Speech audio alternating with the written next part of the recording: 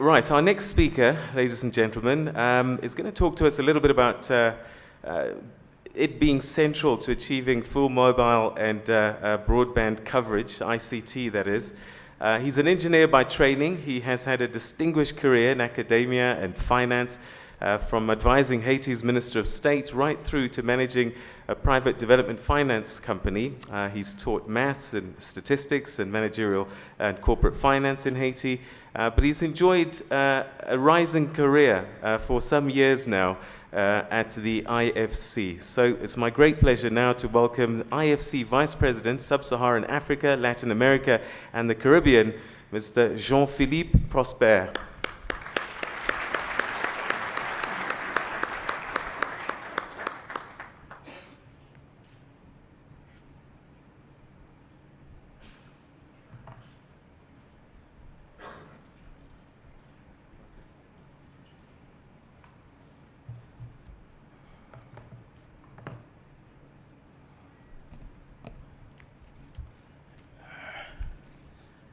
Thank you, MC. His Excellency Paul Kagame, President of the Republic of Rwanda. His Excellency, a bit absent, but I'll praise my regards to him, Yoweri Kaguta Museveni, President of the Republic of Uganda. Son Excellence Blaise Compaoré, Président du Faso et Président du Conseil des ministres. Et Son Excellence Monsieur Ibrahim Boubacar Keïta, Président de la République du Mali. His Excellency Salva Kiir Mayardit, President of the Republic of South Sudan. His Excellency Uhuru Kenyatta, President of the Republic of Kenya. Son Excellence Ali Bongo Ondimba, President de la République du Gabon. Ministers, members of diplomatic corps, representatives of international organizations, ladies and gentlemen, all protocol observers. It is an honor for me to participate in this forum. Rwanda is an example of commitment and dedication to reform, with a clear view toward accelerating economic growth and creating a path towards prosperity. I truly believe that African countries have much to learn from each other and do not always have to look beyond the continent for best practices. I applaud such exchange of learning opportunities like we are seeing today. When I was a young man, not I'm 80 today, not yet, mobile phone and internet did not even exist. So it is an everyday miracle for me to see how the villagers expertly handle mobile phones and how schoolboys and schoolgirls keep in touch via messaging or Facebook. I have to acknowledge that I'm not that good, and my daughter says I'm technologically challenged. Sub-Saharan Africa has seen impressive mobile telecom growth over the past 10 years. In a decade, mobile penetration has grown from 8% to 73% in Sub-Saharan Africa, and from 1.6% to 44% in East Africa alone. This penetration has been driven by sector liberalization across most of the region and heavy investments by the private sector. Several regional mobile champions have emerged, including NTN and Vodacom. At IFC, the private sector arm of the World Bank Group, we have made sector-focused investments of over $1 billion in Sub-Saharan Africa over the past 10 years to support telecom, media, and technology. Of this, we have invested $700 million to support the mobile sector. Our investments included mobile operators such as MTN, Celtel, Zen, Bharti, Millicom, Vodafone, and France Telecom has expanded into Africa. Also, the Eastern African submarine cable EASY, which in turn fueled the development of two other private cables in the east coast of Africa. Again, mobile banking company Wizit in South Africa, and with our partners, the village phone programs in Nigeria, Uganda, and Chad, bringing phone service to hundreds of villages for the first time. Increased mobile penetration is also an opportunity to promote the development of applications that support small and medium enterprise growth. For example, in collaboration with the Rwanda Revenue Authority, we have implemented an application that allows small and medium enterprise to declare and pay their income tax through their mobile phone. This is a first in sub-Saharan Africa.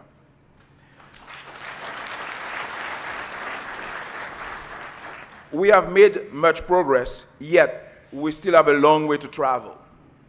Mobile coverage, for the most part, is still to be extended to rural areas, and the quality of services needs much improvement. It is estimated that another $17 billion will be needed over the next 10 years to address such market gaps. Another big ICT challenge for sub-Saharan Africa is the lack of broadband infrastructure. Broadband penetration in sub-Saharan Africa is only at 3%. Only 5 countries have broadband penetration over 1%. This compares to 6% in South Asia and almost 40% in Latin America and the Caribbean.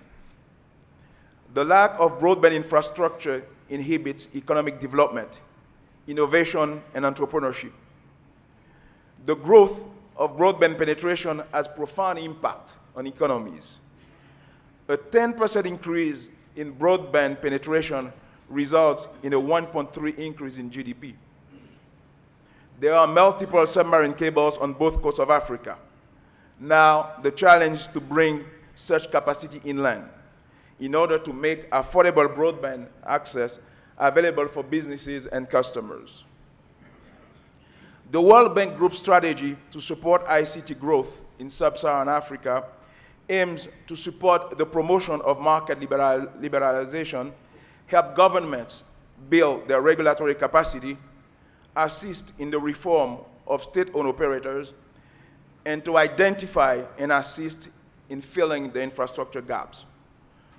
For example, infrastructure needed to bring broadband to rural areas. As part of this effort, IFC is supporting existing broadband operators to extend their geographical coverage across sub-Saharan Africa, developing projects with new broadband operators, either solely private or under public-private partnerships, and assisting continued growth of mobile telephony by financing shared infrastructure projects. I have high hopes that very soon I will see sub-Saharan Africa catch up in terms of connectivity with other parts of the world, and that as a result of these efforts, we will enjoy higher growth. Not only higher economic growth, but also a growth in human capital, in knowledge, and in capacity. I am pleased to be part of this event here in Rwanda.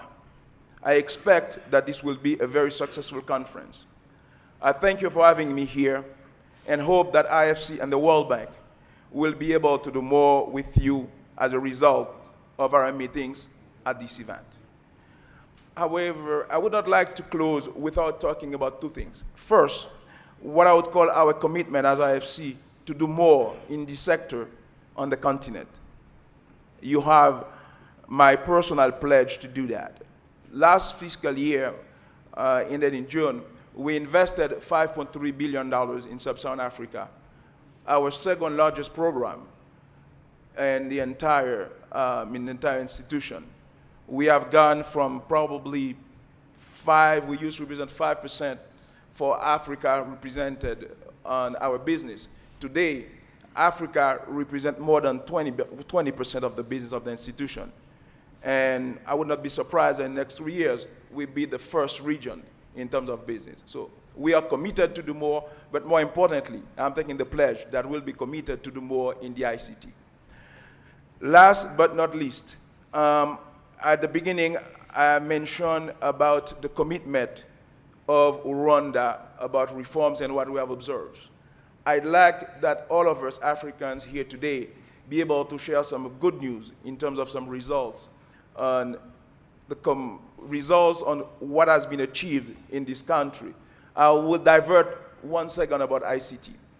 We just got out yesterday, last night at midnight, came out the latest results of the Doing Business report that we publish as a World Bank Group every year. And I am delighted to share with all of you that if we looked at the reforms that have been done since 2009, 20 countries top the number of reforms done.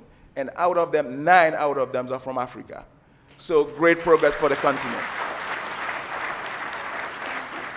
But as important, and frankly, a superb achievement for Rwanda, believe it or not, Rwanda, who used to rank 158 out of 175 7 years ago.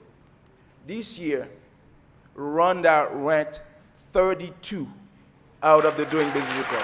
Congratulations. This is an outstanding achievement and a first. Thank you.